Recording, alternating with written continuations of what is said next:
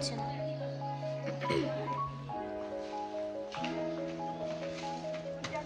আজ আমাদের second day,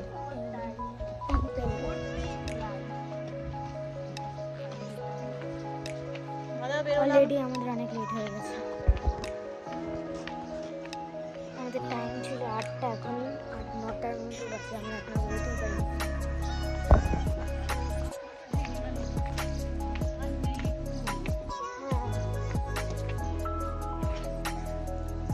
আজকে আমরা এখানে থেকে কালকে আমরা বাংলাতে যাবো। আজকে ওর মধ্যে আমাদের সব কিছু কভার করতে হবে। কেউ একদিনে সব কিছু কভার করতে পারেনি, তো আমরা জানি না কি অনেক লেট করে ফেলেছি।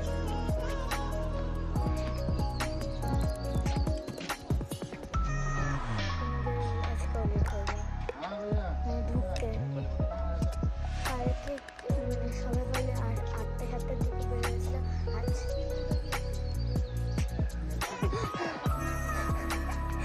আস্তে আস্তে 7টা 8টা হয়ে গেছিল, তো আমাদের কখন হাঁটা আমার ইচ্ছে আমি ঘুম থেকে বললাম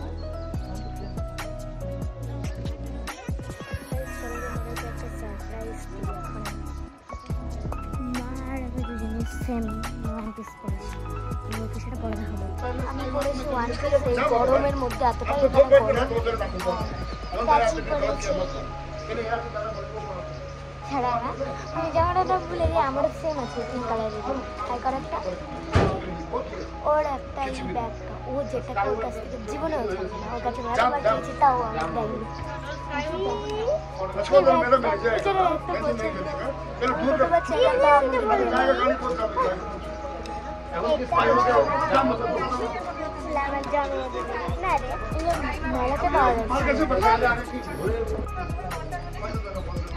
সানগ্লাস খুললে আমার চোখটার যে অবস্থা হয়েছে, সানগ্লাসটাও খুলতে পারছি না, এভাবেই ঘুরে বেড়াতে হবে। আর এখানে নেট নিয়ে বেরোবার কোনো ব্লগও পোস্ট করছি না, আমাকে বাড়ি যাওয়ার পর ব্লগ পোস্ট করতে হবে। ট্যুর প্ল্যান চলছে, কোথায় কোথায় আমরা যাবো। শুধু গেছি ঘুরতে।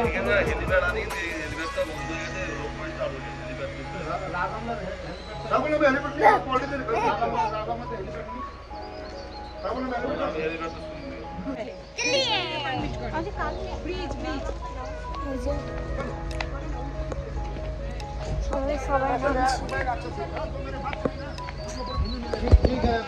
অনেক লেট হয়ে গেছে আমাদের।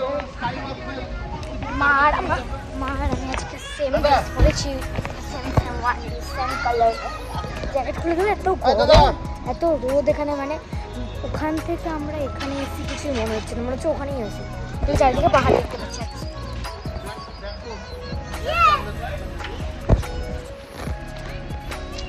একটা মহানগড়ের মতনই গরম। এটা হতে পারে ওখানে হলে হাফ হাতা জামা পরে থাকতে হচ্ছে, এখানে ভোরবেলার দিকে একটু ঠান্ডা আর সন্ধ্যের দিকে ভালোই ঠান্ডা লাগছে।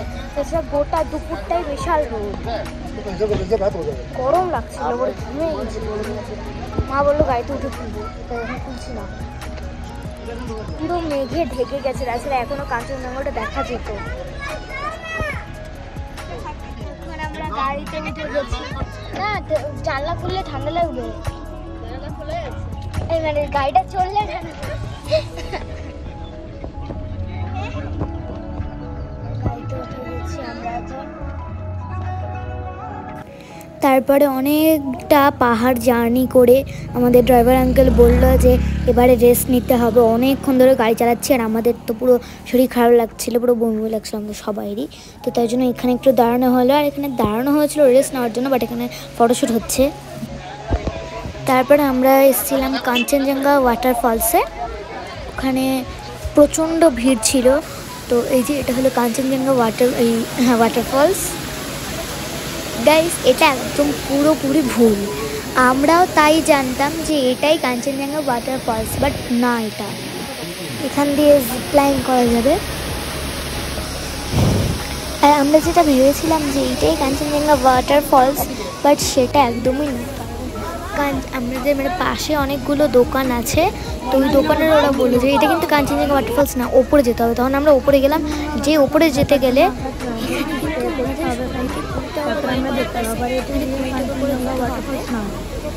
ওখানে 1 থেকে 9 এজ অব্দি তাদের একদম ফ্রি, তাদের কিছু করতে হবে না। আর এত পরিমাণে জলের সাউন্ড হচ্ছিলো, তাই জন্য তো আমি ভাবলাম যে যত তাড়াতাড়ি ওপরে যেতে পারবো তত তাড়াতাড়ি দেখা যাবে। আমি খুব এক্সাইটেড ছিলাম। আর অনেকেই এই কাঞ্চনজঙ্ঘা ওয়াটারফলসটা দেখতেই ভুলে যায়, সবাই ওইটাই দেখে কারণ ওটা বাইরে আছে। এখানে যে 20 রুপিস দিয়ে ঢুকতে হয় ওটা অনেকেই জানে না, আমরা একটু জানতাম না যদি আমাদের ওই লোকগুলো না বলতো।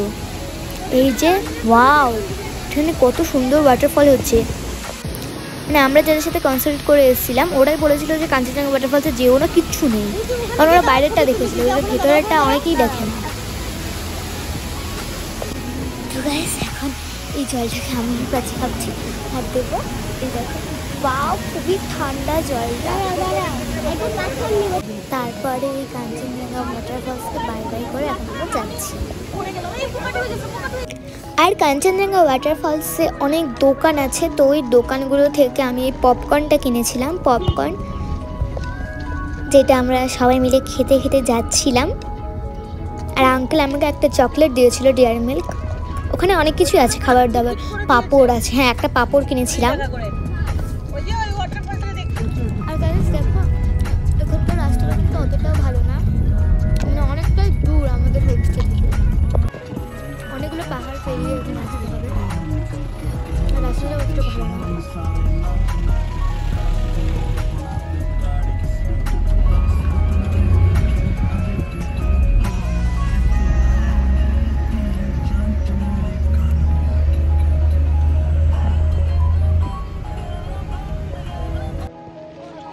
খিচিপড়ি লেকের এখানে আমরা আছি। লেকটা কোথায় ওটাই বুঝতে পারছি না, এত জ্যাম, অনেক দূরে গাড়ি লাগতে হচ্ছে, খুবই জ্যাম এখানে। আর গাইস এখানে একটা ভেতরে মনস্ট্রির মতো আছে, মানে একটা টেম্পলের মতন, ওখানে বুদ্ধদেবের সব কিছু রাখা আছে। এই জায়গাটা যে একটা রাউন্ডিং কি বলে আমি ঠিক জানি না, তো এখানে রাউন্ডিংটা আছে। আর এটা আমরা জানতাম না যে কেন জল দিয়েছে ঠাকুরকে। আমরা আমাদের ড্রাইভার আঙ্কেলকে জিজ্ঞেস করলাম, ড্রাইভার আঙ্কেল বললো যে ওদের গার্ডকে জল হিসাবেই প্রসাদ দেওয়া হয়, আর কিছু দেওয়া হয় না, জলটাকেই দেওয়া হয় প্রসাদ হিসেবে। ওইটা সকাল ভোর 6টায় দেয় আর বিকেলবেলা উঠিয়ে নেয়, আবার উঠিয়ে নিয়ে আবার নতুন করে দেয়। আর এখানে একটা লেকের মতো আছে, আমি বুঝলাম এটাই খিচিপুরি লেক, কিন্তু এটা না, এটা অনেক মাছ আছে আর সামনে অনেকগুলো দোকান আছে যেগুলোতে মাছের খাবার কিনতে পাওয়া যাচ্ছে। তো ওখান থেকে তোমরা চাইলে মাছের খাবার কিনে এখানে দিতে পারো, তাহলে মাছগুলো খেয়ে নেবে।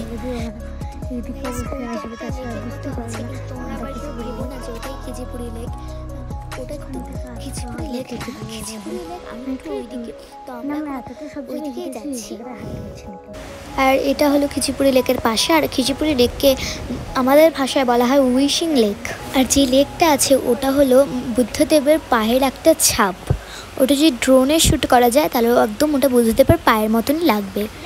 আর ওখানে আমিও উইশ করেছিলাম, ওখানে সবাই উইশ করে, ওটা উইশ করলে বলে অবশ্যই ওটা পূরণ হয়।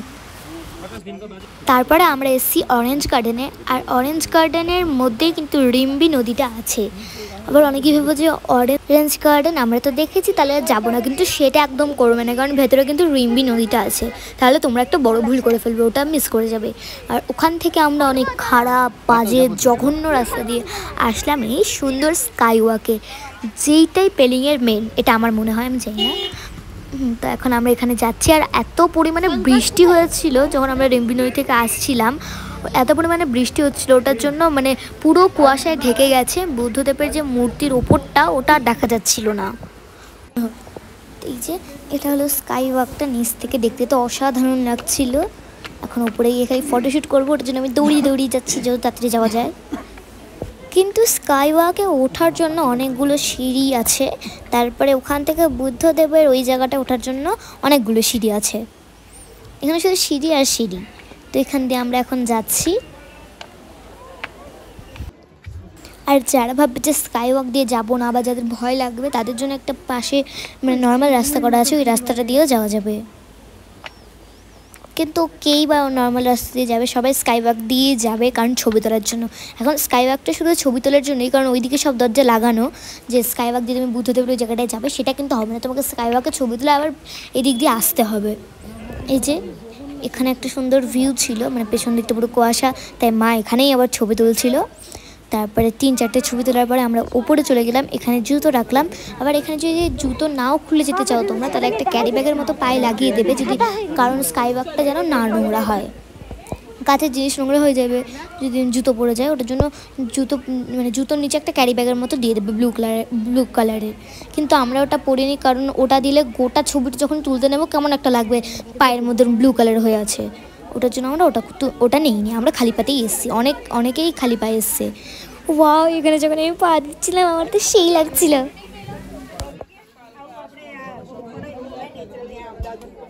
তখন আমি একা এসেছিলাম, মানে মা বাবি ওইদিকে ছবি তুলছে, তখন মা বাবিকে আমি সঙ্গে নিয়ে চলে এসেছি।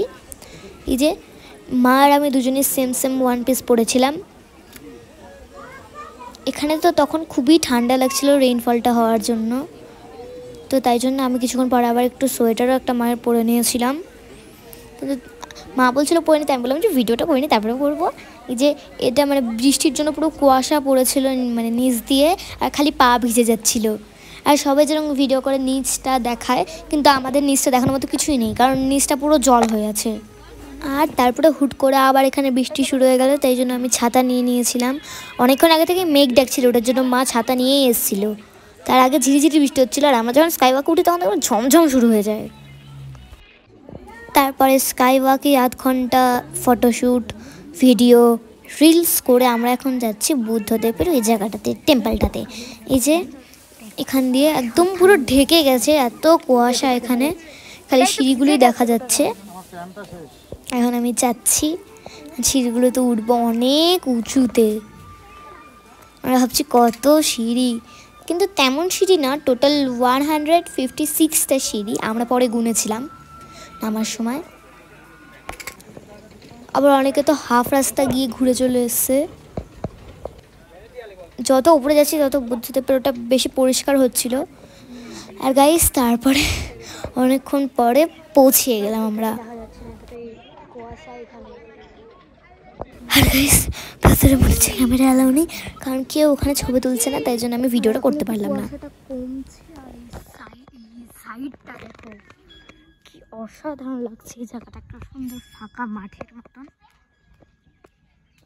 অনেকটা বড় প্লেস। সাইডটা সুন্দর লাগছে, যে গৌতম বুদ্ধের যেটা ফটোশ্যুট চলছে। আমি একটু আগের দিকে যাই, এইটা আবার ঘোরাচ্ছি। ওই জায়গাটা ভিডিও করা যায়নি, কারণ ওই জায়গাটায় ক্যামেরা অ্যালাউ ছিল না মন্দিরের ভেতরে, তাই জন্য ওই জায়গাটায় কোনো ভিডিও করতে পারিনি। ও এখানেও ইয়ে আছে, বেল, এবার এই বেলটা পড়বে। ওই লাঠিটার জন্য তারপরে এই দিকে বেল আছে একটা। ও হ্যাঁ, ভালো লাগলো না।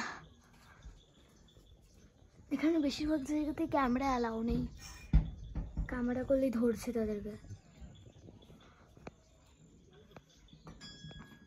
এই সাউন্ডই হলো না।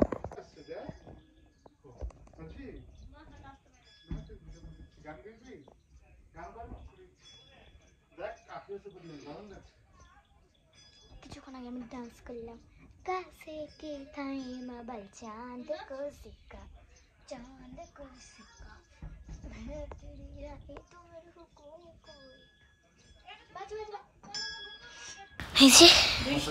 এখন এখানে অল্প অল্প দেখা যাচ্ছে, তা অনেকটাই পরিষ্কার হয়েছে। এখন এই জায়গাটায় আমি ফটোশ্যুট করবো।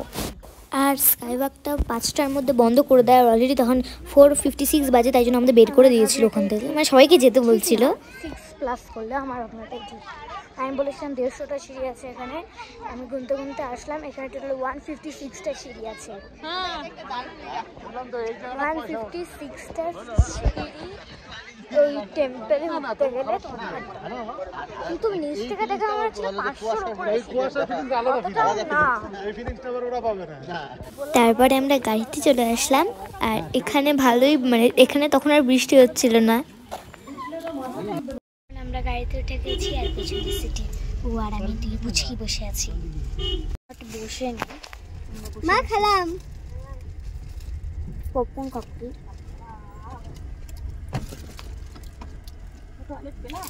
আর এই যে মায়ের ইয়েটা পরে আমি বসে আছি, আর এত পরিমাণে এখানে ঠান্ডা লাগছিল কি আর বলবো। ওকে গাইস, পরে ভিডিও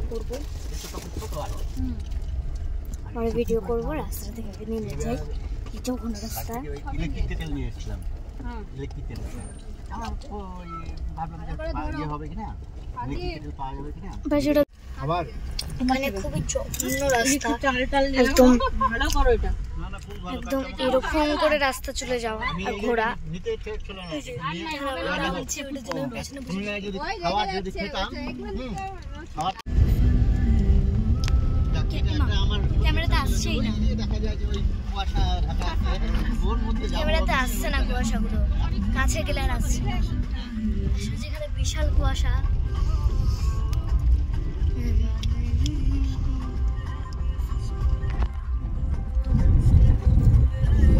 রাস্তা কিন্তু দেখা যাচ্ছে না, এত পরিমাণে কুয়াশা। এটা ওর কথা, আজকে এত কুয়াশা আমাদের সোয়েটার পরতে হচ্ছে, আর কালকে গরম। আর ওখান থেকে আমরা গেছিলাম একটা রেস্টুরেন্টে, ওখান থেকে একটু স্যান্ডউইচ আমি খেয়েছিলাম। যদি ভালো লেগে থাকে তাহলে লাইক, কমেন্ট, সাবস্ক্রাইব করতে ভুলবেন না। বাই।